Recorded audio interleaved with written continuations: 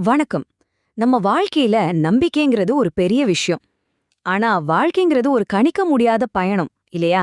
அடுத்த நிமிஷம் என்ன நடக்கும்னு நம்ம யாருக்குமே உறுதியா சொல்ல முடியாது.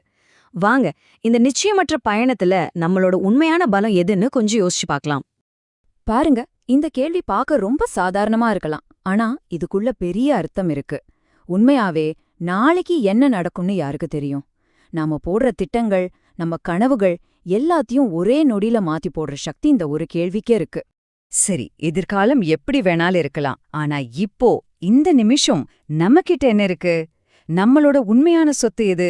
எது நம்மளோட மூலதனம்? நம்ம உடனே பணம், வீடு, வசதின்னு நினைப்போம். ஆனா உண்மை அது இல்ல. அப்போ நம்மளோட உண்மையான செல்வம் எது? முதல்ல நமக்காக நிக்கிற நம்ம குடும்பம்.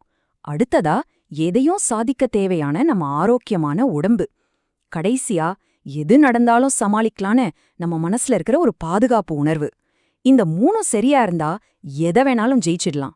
ஆனா இதுக்கே ஒரு ஆபத்து வந்தா என்ன செய்யறது? அந்த ஆபத்து பெரும்பாலும் இந்த ரூபத்துல தான் வருது. அதாவது எதிர்பாராத மருத்துவ செலவுகள். நாம கண்டுக்காம விடுற ஒரு சின்ன காய்ச்சல் கூட சில நேரங்கள்ல நம்ம வாழ்க்கையே புரட்டி போடுற அளவுக்கு பெரிய பிரச்சனையா மாறிடும். இது 100க்கு 100 உண்மை. ஒரு சின்ன உடம்பு சரியில்லைன்னு ஆஸ்பத்திரிக்கு போவோம். ஆனா அது நம்ம வருடக்கணக்கான சேமிப்பை கரைச்சிடும். நம்ம மன நிம்மதியை கெடுத்துடும். அது ஒருத்தரோட பிரச்சனை இல்லாம மொத்த குடும்பத்துக்கும் ஒரு பெரிய பாரமா மாறிடும். இந்த வரி அந்த நிலைய அப்படியே கண்முன்னாடி கொண்டு வருது இல்லையா? அந்த ஆஸ்பத்திரி வாசல்ல நிக்கும்போது மனசுக்குள்ள ஒரு படபடப்பு வரும். அடுத்து என்ன பண்றது, செலவுக்கு என்ன செய்யறதுன்னு தெரியாம கைகள் நடுங்க ஆரம்பிக்கும். அந்த பயம் மனச ரொம்பவே அழுத்தும். அந்த மாதிரி ஒரு சூழ்நிலையில டாக்டர் ஒரு ஆபரேஷனுக்கு இத்தனை லட்சம் செலவாகும் அப்படின்னு சொன்னா அந்த நிமிஷமே மனசு உடைஞ்சு போயிடும். இது வெறும் பண பிரச்சனை இல்லைங்க. இது ஒரு குடும்பத்தோட நம்பிக்கையே உடைக்கிற ஒரு விஷயம். இதிலிருந்து தப்பிக்க ஒரு வழி இருக்கா? கண்டிப்பா இருக்கு. அந்த மாதிரி கஷ்டமான காலத்துல நமக்கு ஒரு துணை வேணும். அந்த பயத்தை போக்குறதுக்கு ஒரு வழி வேணும். அந்த வழி என்னன்னு தான் இப்போ நாம பார்க்க போறோம். அதுதான் ஹெல்த் இன்சூரன்ஸ். இத வெறும் ஒரு பாலிசின்னு மட்டும் பார்க்காதீங்க. இத கஷ்டம் வரும்போது நம்ம கைய விட்டுடாத ஒரு உண்மையான நண்பன் மாதிரி, நம்ம நிம்மதிக்கு ஒரு கேடயம் மாதிரி. இதோட பெரிய பிளஸ் பாயிண்டே இதுதான். கையில பணம் இல்லையேன்னு நல்ல சிகிச்சைய தள்ளி போட வேண்டிய அவசியமே இல்ல. மருத்துவ செலவை பத்தின உடனடி பயம் இனிமே தேவையில்ல. இது எவ்ளோ பெரிய நிம்மதியா கொடுக்கும் யோசிச்சு பாருங்க. அந்த பயம் மனசு விட்டு போனாலே போதும், குடும்பத்துல நிம்மதி தானா வந்துடும். கவலையால வாடி போயிருந்த முகத்திலெல்லாம் மறுபடியும் ஒரு சிரிப்பு வரும். இது பணத்தை விட எத்தனையோ மடங்கு மதிப்பு வாய்ந்தது. இந்த பாதுகாப்பு என்ன செய்யுதுன்னு பாருங்க.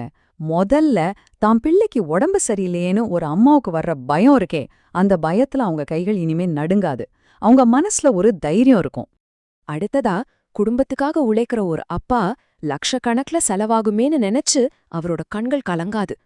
அவரோட தோள்ல இருக்கிற சுமையில கொஞ்சத்தையாவது நாம குறைக்க முடியும். எல்லாத்தையும் விட முக்கியம் நம்ம குழந்தைங்க. அவங்களோட கனவுகள், அவங்களோட படிப்பு, அவங்களோட எதிர்காலம் எதுவுமே ஒரு மருத்துவ செலவுனால நின்னு போகக்கூடாது. அவங்களோட ஆசைகள் பாதுகாக்கப்படும். அதனாலதான் ஹெல்த் இன்சூரன்ஸ மாசம் மாசம் பண்ற ஒரு செலவா பார்க்கவே கூடாது. அது நம்ம குடும்பத்தோட எதிர்காலத்துக்கான ஒரு முதலீடு. இன்னைக்கு நாம எடுக்கிற இந்த ஒரு சின்ன முடிவு நாளைக்கு நம்ம முழு குடும்பத்தையுமே பாதுகாக்கும். அப்போ நம்ம பார்வைய கொஞ்சம் மாத்தி பாப்போம். இது ஒரு செலவா? இல்லவே இல்ல. இது நம்ம குடும்பத்தோட மன நிம்மதிக்காக நாம செய்யற ஒரு முதலீடு. இப்படி யோசிக்க ஆரம்பிச்சா சரியான முடிவை எடுக்கிறது ரொம்ப சுலபமாயிடும். இறுதியா இந்த ஒரு கேள்வியோட நான் முடிக்கிறேன். நாம இன்னைக்கு எடுக்கிற ஒரு சின்ன தீர்மானம் நாளைக்கு நம்ம அன்புக்குரியவங்களோட உயிரையே காப்பாத்துற அளவுக்கு சக்தி வாய்ந்ததா இருக்குமா? யோசிச்சு பாருங்க.